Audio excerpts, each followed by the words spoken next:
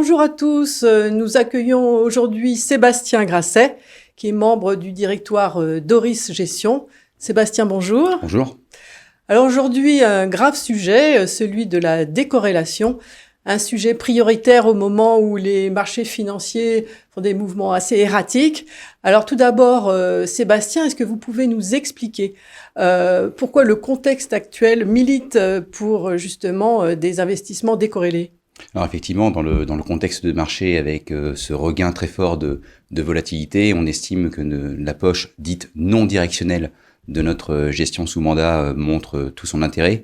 Alors, pour ceux qui nous connaissent un petit peu, en gestion sous mandat, chez Ori Gestion, nous avons 4 poches principales d'allocation que nous utilisons en coordination avec nos partenaires CGP selon un cahier des charges bien défini. La première poche, c'est la poche dite directionnelle, OPCVM, ETF, titre vif. Donc, comme le nom l'indique, elle va suivre la directionnalité des marchés en essayant de faire moins pire que les marchés lorsqu'ils sont mal dirigés en mauvaise direction, ou mieux de prendre bien les hausses. Mais ça reste directionnel. On a également donc là, poche. C'est corrélé. Là, c'est corrélé. On a une poche de produits structurés actions, une poche également de produits structurés de crédit, c'est la troisième poche, notamment investment grade. Et puis, nous avons une quatrième poche qui sont ces fameux fonds de recherche de décorrélation. Alors, les produits structurés, eux également, ont trouvé vraiment un intérêt dans ce régime de volatilité, notamment cette année. C'était aussi le cas d'ailleurs l'année passée. Et on a pu rentrer, on a fait notre marché, si je puis dire, sur des produits structurés actions et des produits structurés de crédit investment grade sur l'indice iTraxx Main avec des niveaux de coupons historiques. Mais j'allais dire, on a finalement mieux en magasin, dans notre boîte à outils, on a ces fameux fonds de recherche de décorrélation qui, voilà, est-ce que vous pouvez nous donner justement des exemples concrets, c'est comment se démarquer des marchés où finalement ce sont les actions en ce moment et puis les obligations qui sont les plus touchées. Donc comment concrètement on peut réussir à se démarquer de ces marchés ?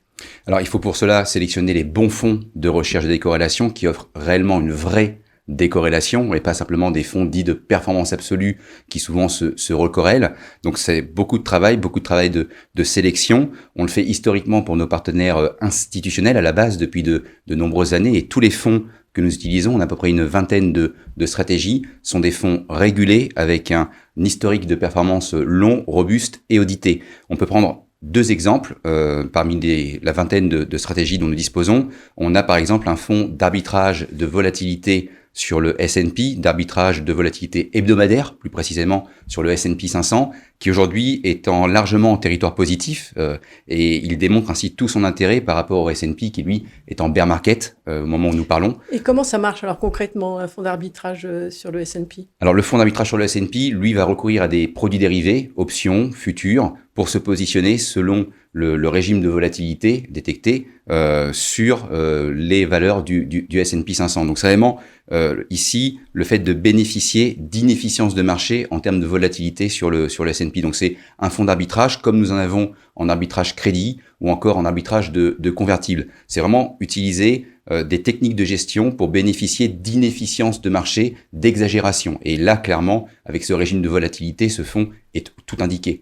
On a également, à titre d'exemple, une stratégie qui, elle, n'a rien à voir avec les marchés financiers, une stratégie dite de litigation finance, donc en bon français. Alors expliquez-nous ça, voilà ce que c'est que ça. C'est mieux plutôt que de jargonner.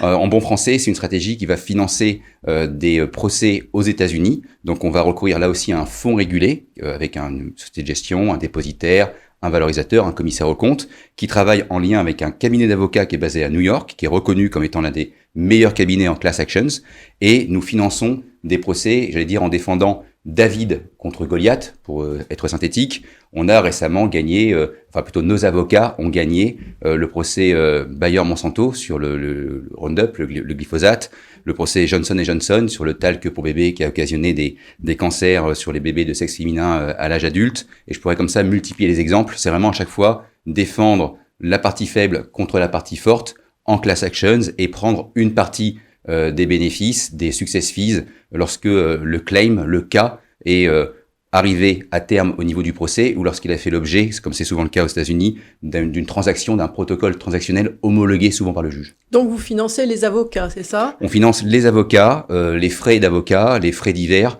pour mener à bien la réclamation et bénéficier in fine d'une partie des success fees. Et ça, c'est gagnant? C'est vraiment gagnant-gagnant, j'allais dire. C'est gagnant pour la partie plaignante qui se fait accompagner par des professionnels et qui a vraiment la manne suffisante pour aller au bout des choses, souvent face à des entreprises et des lobbies. Voilà.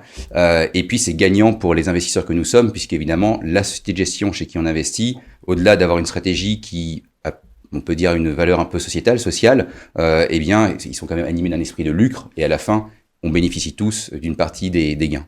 Alors, comment ces fonds sont accessibles pour votre clientèle? Est-ce que le ticket d'entrée est important ou pas?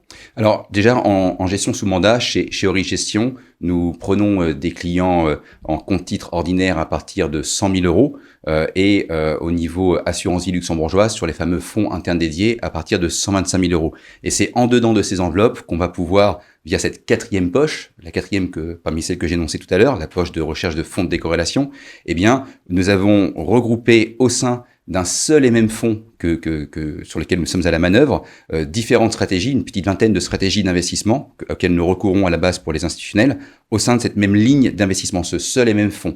Ce fonds est accessible à partir de 50 000 euros. Donc on voit que cette quatrième poche peut Donc c'est pour démocratiser un petit peu Absolument. cette thématique de décorrélation. C'est le bon terme, c'est démocratiser, mutualiser, diversifier. Donc ça, les CGP apprécient beaucoup de pouvoir donner accès à leurs clients à ces stratégies innovantes, diversifiantes et décorrélantes par nature. Merci beaucoup, Sébastien. Merci beaucoup. Et à très bientôt. À bientôt.